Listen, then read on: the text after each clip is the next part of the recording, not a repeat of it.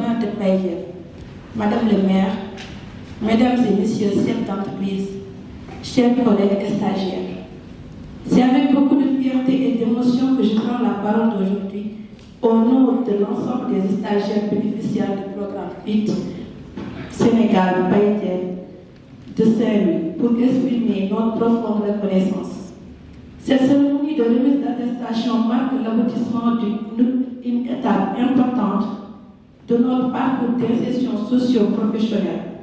Grâce à ce programme ambitieux, financé par la coopération italienne et mis en œuvre sous la coordination de l'ARD de Saint-Louis, nous avons l'opportunité d'intégrer le monde professionnel, d'acquérir des compétences pratiques et de renforcer notre employabilité. Et pour beaucoup d'entre nous, de nourrir de nouveaux projets de vie. Au cours de ces mois d'apprentissage, nous avons été accueillis dans des structures diverses, réparties dans plusieurs secteurs d'activité, essentiels à l'économie locale et nationale. Nous avons pu mettre en pratique nos savoirs, découvrir les exigences du terrain, apprendre la rigueur, la ponctualité, l'autonomie, mais aussi la solidarité professionnelle. Nous tenons à remercier le gouverneur de la région de Saint-Louis pour son implication et son engagement pour la jeunesse, l'ARD et toute l'équipe du programme Païdef et leur accompagnement constant. Les structures d'accueil et entreprises partenaires qui ont cru en nous et qui nous ont offert un espace pour évoluer. Cette expérience ne marque pas une fin, mais un nouveau départ. Armés de cette formation sur terrain, nous sommes prêts à relever le défi de l'emploi, à entreprendre, à innover et à contribuer au développement de notre région et de notre pays. Chers stagiaires, mes collègues, je vous invite à garder vivante la motivation, l'ambition, la volonté d'apprendre. Soyons des ambassadeurs de la jeunesse formée, conscients de ses responsabilités et déterminés à bâtir un avenir meilleur. Je conclue en redisant simplement merci. Merci à tous ceux qui ont cru en nous. Ce que vous avez semé aujourd'hui germera dans les cœurs et les projets de toute une génération. Je vous remercie de votre attention. Moi, c'est Mamadou Ndiaye. Je suis le chef d'entreprise de Training Power, qui est un cabinet de formation et de conseil d'entreprise.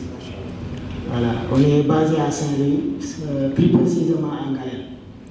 Tout d'abord, je dis merci au préfet d'être présent, au directeur de l'ARD et à mon ami, l'inspecteur, voilà, qui nous a beaucoup accompagnés aussi. Voilà, je remercie aussi le représentant du ministère de la formation professionnelle et les partenaires techniques aussi qui sont présents. Je remercie aussi FIT et le projet PGF et vous dire que cette initiative a été une réussite. Voilà, chez nous, déjà pour les chefs d'entreprise. On va juste dire que pour développer un pays, il faut un secteur privé fort, un secteur privé très fort. Parce qu'on ne peut pas se baser sur des financements externes ou bien sur de l'aide ou des subventions. Il faut un secteur privé fort pour aider l'État à développer ou bien à mettre en œuvre ses projets. Donc vous avez su, vous avez su relever ce défi-là en vous disant que en rendant fort ce secteur d'activité, nous pouvons développer le Sénégal. Vous êtes conscient aussi des déficits dans les entreprises. Nous voulons recruter, sincèrement nous voulons recruter, mais nous n'avons pas les moyens. Et dans ce sens-là, que vous vous êtes dit, en subventionnant ou bien en accompagnant ces entreprises-là, en leur donnant des stagiaires sur les manques de capital humain, nous pouvons les aider à réussir. En réussissant, nous pouvons verser des impôts, nous pouvons faire des cotisations sociales, ainsi de suite, et ce sont des revenus pour l'État, en vue de mettre en œuvre ces projets. Nous sommes aussi alignés au projet Sénégal 2050. Nous sommes conscients de tout cela et nous sommes alignés à ce projet-là. Nous, chefs d'entreprise, étant conscients de tout cela, nous avons retenu des stagiaires et nous avons signé des contrats. Et M. l'inspecteur peut être témoin. Il nous a coachés, il nous a accompagnés pour la rédaction de ces contrats et pour la signature aussi. Personnellement, Turning Power a retenu le stagiaire. Et vous avez impacté Turning Power, je peux vous dire. Vous avez impacté. Parce qu'on était dans un chiffre d'affaires assez faible en 2023. En 2024, nous avons eu un chiffre d'affaires avoisinant, je peux dire, les 20 millions. Je suis un chef d'entreprise jeune. Voilà, je peux dire que je suis un chef d'entreprise très jeune. J'ai développé le cabinet en 2021. De 2021 à 2023, c'était très dur. Mais avec votre accompagnement, en termes de capital humain, on a su coopter des opportunités. Là, actuellement, on travaille avec toi et on travaille avec ADPME. Et les stagiaires m'ont beaucoup aidé, pour vous dire. Et nous sommes vraiment engagés à, je peux dire, dans ce dynamique-là du projet PAGEF FIT pour accueillir d'autres stagiaires et les retenir dans notre entreprise. Et aussi, on a des entreprises partenaires aussi, avec qui on travaille. On tient la comptabilité d'autres entreprises. Parfois, ça nous arrive de ne pas retenir le stagiaire, mais de l'affecter aussi dans les entreprises partenaires. Donc, je vous dis merci beaucoup. Et aux stagiaires aussi, comme j'ai l'habitude de le dire, chercher les compétences. Xam-xam moy indi am-am. Et l'avoir est dans le savoir. Quand vous êtes dans une entreprise, faites tout pour être indispensable. Et mes jeunes ont parvenu à le faire. Parce qu'elles étaient indispensables. Là, actuellement, je peux bouger, je peux voyager en leur laissant le cabinet, elles peuvent gérer. Merci beaucoup. L'actuel régime, mais ils ont compris, ils ont vu que les choses, les bonnes choses n'ont pas besoin d'être changées. Les bonnes choses, il faut s'en approprier, il faut les faire monter à l'échelle. Et c'est pourquoi le ministre Moustapha Diacksari est un exemple, un modèle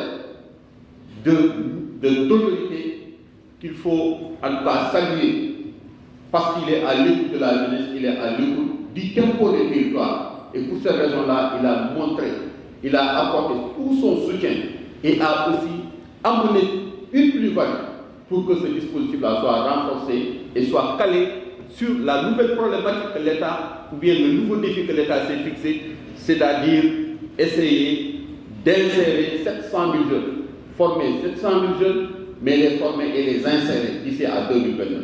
Ça, c'est un défi énorme. Et pour y arriver, il faut nécessairement une combinaison de nos efforts.